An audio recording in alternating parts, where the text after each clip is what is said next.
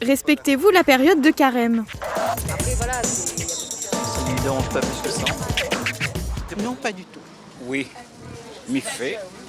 Je ne pense pas que c'est nécessaire de faire 40 jours. je trouve que ça, c'est de moins en moins religieux. Plus commercial, c'est le système de l'argent, de sous, c'est clair. Je suis pas d'accord.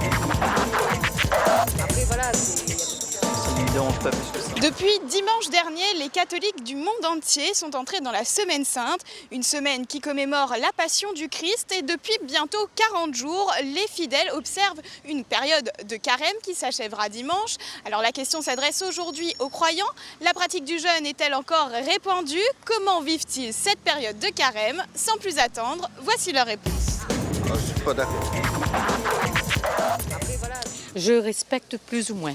Parce que quand on travaille en groupe, par exemple, là dans notre groupe, il y a beaucoup qui vont faire ce carême-là. Donc, on va les respecter par rapport à la nourriture. Oui, il fait le carême, oui. Mais il respecte plus la semaine sainte. Par exemple, le mercredi et le vendredi saint. Oui, je respecte le carême. C'est comme une tradition. Ma mamie a toujours fait et donc je suis. Oui, je respecte le carême depuis le mercredi descendant. Celui qui veut respecter, respecte, mais moi personnellement, non. Non, on n'a pas appris ça dans notre famille. Non. Donc c'est plus une question de tradition que de croyance. Voilà. Pourquoi le carême? Le carême est une période de pénitence, de jeûne et d'aumône qui dure pendant les 40 jours qui précèdent Pâques. Il commence par le mercredi des cendres et s'achève avec la Semaine Sainte et le dimanche de Pâques. Le sens de cette pratique est pour les fidèles de se souvenir de la retraite que Jésus a effectuée dans le désert où il s'était retiré afin de prier et méditer durant 40 jours.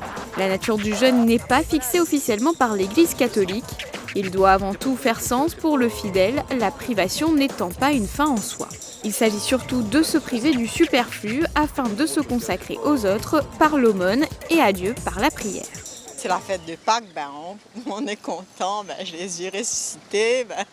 Justement, les petits-enfants, est-ce qu'eux, ils pensent à ça ou bien ils pensent plus au chocolat? Mais non, maintenant mes petits-enfants, non, aussi, ils vont aller à la messe d'abord, oui, voilà. Un carême qui s'achèvera donc ce dimanche avec Pâques, un grand moment dans le calendrier chrétien. Mais depuis quelques temps, cette fête religieuse a pris une autre dimension et n'est plus seulement célébrée de façon pieuse. Les œufs et chocolats de Pâques ont déjà envahi les vitrines des magasins et les rayons des supermarchés pour le plus grand bonheur des tout-petits. Alors trouvez-vous que la dimension commerciale est trop présente de nos jours? Pâques, fête religieuse ou commerciale? Après, voilà, Ça ne me dérange pas plus que ça. C'est pas trop mon truc. Ça devient de plus en plus commercial, je pense. C'est dommage ou?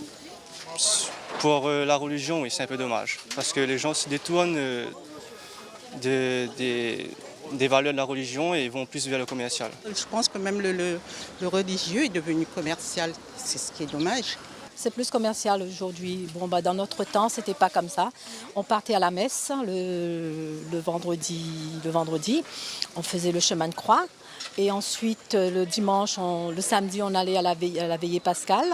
Et le dimanche, c'était la fête. Tout dépend puisque si on prend cette période, on va dire plus pour une période de privation, de prière. Pâques, c'est on va dire avant tout une fête religieuse. Pourquoi les œufs de Pâques? Pour les chrétiens, Pâques célèbre la résurrection de Jésus 3 jours après sa mort et le passage vers la vie éternelle.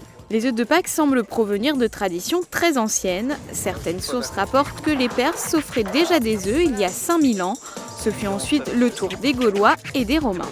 Pour toutes ces cultures païennes, l'œuf semble avoir été l'emblème de la vie, la fécondité et de la Renaissance. Ces traditions ont ensuite été assimilées par la chrétienté.